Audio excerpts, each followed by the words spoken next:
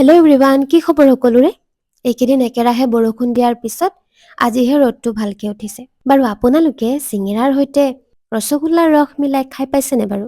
মোৰ হ'লে চিঙেৰাৰ লগত এই কম্বিনেশ্যনটোহে ভাল লাগে, যিহেতু চিঙেৰাই অলপ হ'লেও গেছ কৰে আৰু ৰসগোল্লাৰ পেটৰ কাৰণে ভাল। সেই দুয়োটাই মিলি একদম নিউট্ৰেল হৈ উঠে। ফলত মোৰ লোভো মৰি যায় আৰু পেটো বেয়া নহয়। এইকেইদিন হোলী বজাৰ এইবোৰ কৰোঁতে ৰাধাৰাণীক আঁকিম বুলি কৈছিলোঁ যে পাহৰিয়ে গৈছিলোঁ নহয়। সেয়ে আজি পেঞ্চিল আৰু ইৰেজাৰ লৈ বহি গ'লো স্কেটছটো বনাবলৈ। এইবাৰ এই পেঞ্চিল ড্ৰয়িংটো আঁকিম বুলি ভাবিছোঁ। নাজানো কিমানকণ ফুটাই তুলিব পাৰিম, তথাপিও চেষ্টা কৰাতনো কি ক্ষতি, নহয়নে বাৰু? সেয়ে মোবাইলৰ পৰা চাই আঁকিবলৈ চেষ্টা কৰিছোঁ অলপ। আবেলি আকৌ ওলাই গ'লো ওচৰৰ ভণ্টিজনীৰ ঘৰলৈ। মানে তাই ফোন কৰি ক'লে, আহাচোন অলপ সোনকালে, মোক কেইটামান ফটো মাৰি দিবা।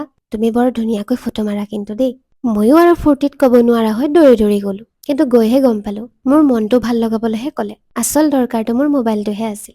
বাৰু যিয়েই নহওক, তাইক ধুনীয়াকৈ ফটো ভিডিঅ' আদি মাৰি দি আজিৰ কাৰণে ভিডিঅ' আৰু ফটোশ্বুট ইয়াতে সমাপ্ত কৰি ঘৰলৈ ঘূৰি আহিলোঁ। আজিলৈ টাটা।